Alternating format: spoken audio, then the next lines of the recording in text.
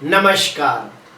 मैं वसंत रावल ज्योतिष विद्या ज्ञान चैनल के अंदर आज मैं आपको बताने आया हूं नीच भंग राजयोग कैसे देखा जाता है और साथ ही साथ ये भी बताऊंगा कि प्रेडिक्शन करते समय कौन कौन सी विशेष बातों का ध्यान रखना होता है। तो आइए शुरू करते हैं। नीच भंग राजयोग के 3 नियम है, जिसमें से पहला नियम मैं आपको बताने जा रहा हूं कि कुंडली के अंदर कोई ग्रह नीच राशि में निर्बल होकर बैठा हो और उसी के साथ कोई ग्रह उच्च राशि में बलवान होकर बैठ जाता है तो नीच भंग राजयोग निर्माण होता है। एग्जाम्पल के तौर पे मेष लग्न की कुंडली के अंदर शनि नीच राशि में निर्बल होकर बैठा है और उसी के साथ सूर्य उच्चका होकर बलवान होकर बैठा है, तो यहाँ पे नीच भंग राजयोग निर्माण होता है। इसमें क्या होता है कि नीचका शनि अपनी नीचत्वता को छोड़कर उच्च के सूर्य के साथ बैठकर शुभ फल देने के लिए बाध्य हो जाता है। तो जब भी शनि की महादशा, अंतरदशा, प्रत्यंतर दशा आती है तो ये शनि बहुत अच्छा फल देता है। दूसरा एग्जाम्पल देता हूं कि चौथे भाव के अंदर मंगल नीच राशि में निर्बल होकर बैठा है, साथ में उच्च का गुरु हंस योग नामक पंच महापुरुष राजयोग बनाता है। तो ऐसी स्थिति में क्या होगा, ये नीच का मंगल अपनी नीचत्वता को छोड़कर गुरु के साथ शुभ फल देने के लिए बाध्य हो जाता है, तो हम कहते हैं नीच भंग राजयोग निर्माण हुआ। और ये मंगल अपनी महादशा, अंतरदशा, प्रत्यंतर दशा के अंदर बहुत अच्छा फल देते देखा गया है।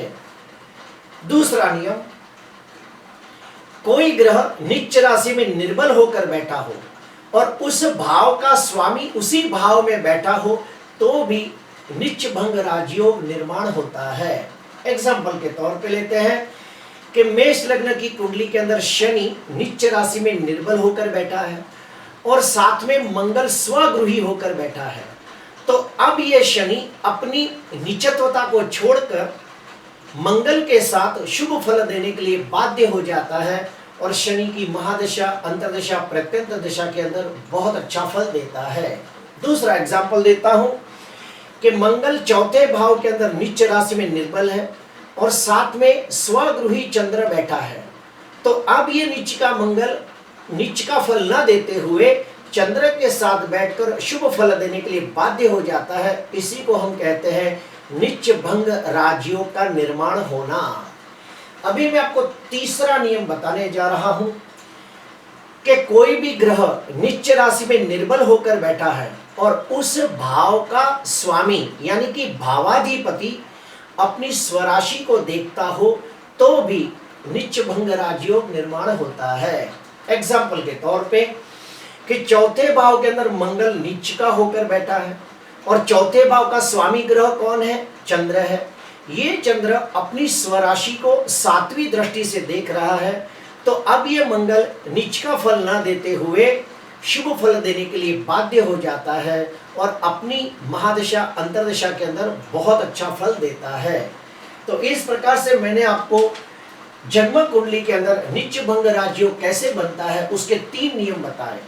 अभी मैं आपको बताने जा रहा हूं कि नीच भंग राजयोग का जब आप प्रेडिक्शन करते हो तो कौन सी विशेष बातों का ध्यान रखना है, वो आज अभी आपको बताने जा रहा हूं। तो सुनिए, सबसे पहला, कुंडली का कारक ग्रह यानी कि कुंडली का शुभ ग्रह उच्च राशि में या स्वराशि में बलवान होकर नीच भंग राजयोग बनाता हो और उसमें मारक ग्रह नीच का होता हो तो उसे श्रेष्ठ कोटि का, उच्च कोटि का नीच भंग राजयोग माना जाता है।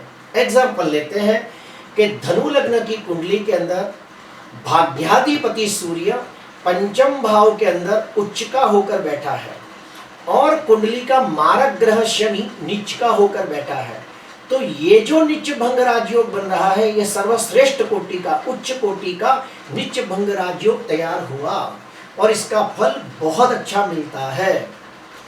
उसके ठीक विपरीत जाते हैं कि धनु लग्न की कुंडली के अंदर भाग्याधिपति सूर्य कारक ग्रह नीच राशि में निर्बल होकर बैठा है और कुंडली का मारक ग्रह उच्च का होकर बैठा है, तो ये जो नीच भंग राजयोग बन रहा है ये निम्न कोटि का राजयोग माना जाएगा। इसका फल इस राजयोग से आधा प्राप्त होगा या उससे भी कम प्राप्त होगा।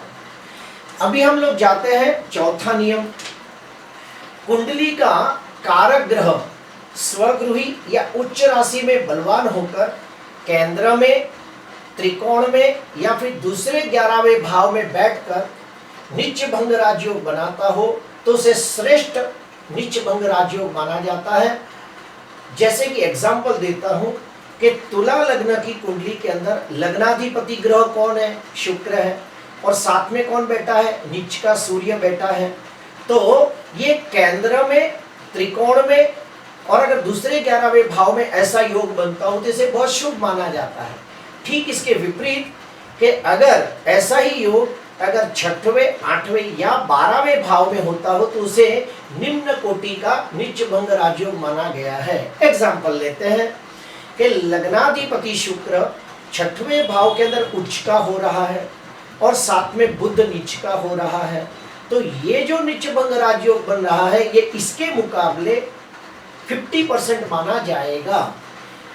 अभी हम लोग और एक नियम आगे बढ़ रहे हैं, वो भी ध्यान से सुनना। 5वां नियम है कुंडली का कारक ग्रह, कुंडली का कारक ग्रह अगर उच्च राशि में बलवान होकर नीच भंग राजयोग बनाता हो और वो जिस भाव में बैठा हो उस भाव का कारक ग्रह या उस भाव का स्वामी ग्रह अगर बलवान होकर बैठा हो तो इस राजयोग की श्रेष्ठता में और ज्यादा वृद्धि हो जाती है। एग्जाम्पल लेते हैं कि चौथे भाव के अंदर गुरु उच्च राशि में बलवान होकर बैठा है, साथ में नीच का मंगल है, तो चतुर्थाधिपति ग्रह कौन हुआ? चंद्र हुआ। अगर ये चंद्र उच्च का हो रहा है या बलवान हो रहा है तो ये श्रेष्ठ, ये राजयोग का फल बहुत अच्छा प्राप्त होगा।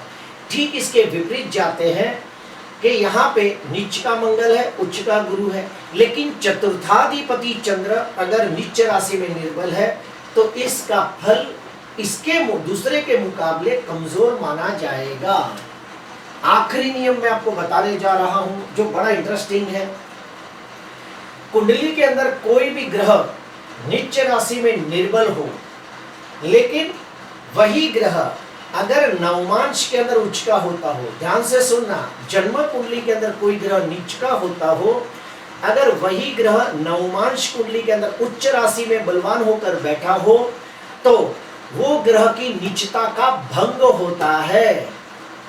वैसा ही 7वां नियम मैं आपको बताने जा रहा हूं कि जन्म कुंडली के अंदर कोई ग्रह नीच राशि में निर्बल होकर बैठा हो लेकिन उसकी डिग्री बहुत कम हो, जैसे कि 0, 1, 2 या फिर उसकी डिग्री बहुत ज्यादा हो यानी कि 28, 29, 30 और वो ग्रह भाव चलित कुंडली के अंदर स्थान फेर कर देता हो तो भी वो ग्रह नीच का भंग होता है। एग्जाम्पल के साथ लेते हैं कि मेष लग्न की कुंडली के अंदर गुरु यहाँ पे नीच राशि में निर्बल होकर बैठा है और साथ में मंगल उच्च का होकर बैठा है, तो हम यहाँ पे कहते हैं नीच भंग राजयोग हो रहा है। लेकिन भाव चलित कुंडली के अंदर ये ग्रह पिछले भाव में आ जाता है क्योंकि बहुत कम अंश का है, 2 अंश का है, और भाव चलित कुंडली के अंदर नवम भाव में चला गया, तो अभी ये नीच के गुरु का जो फल है वो यहाँ पे फल देगा, स्वगृही का फल देगा।